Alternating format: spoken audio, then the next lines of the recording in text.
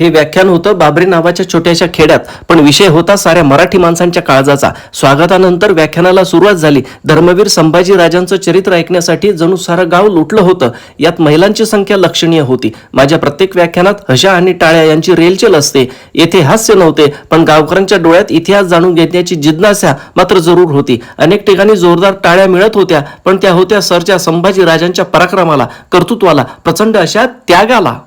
माझ्या संभाजीचा जबडा येतो, माझ्या वाघाचा जबडा येतो.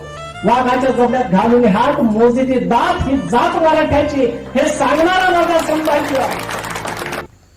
टाचणी पडली तरी आवाज येईल इतक्या शांतपणे आणि मनापासून लोक इतिहास समजून घेत होती. व्याख्यानानंतर नेहमीप्रमाणे तरुण मित्रांची सोबत फोटो घेण्यासाठी गर्दी झाली. खास व्याख्यान ऐकण्यासाठी आलेले आमचे बंधू सतीश आबा हिरे आणि मला बोलावण्यात मोलाची भूमिका बजावणारे श्री अमोल राजपूत यांचा निरोप घेऊन मी निघालो. समस्त बाबरीवासियांनी व्याख्यानाला बोलावलं म्हणून त्यांचे मनापासून आभार.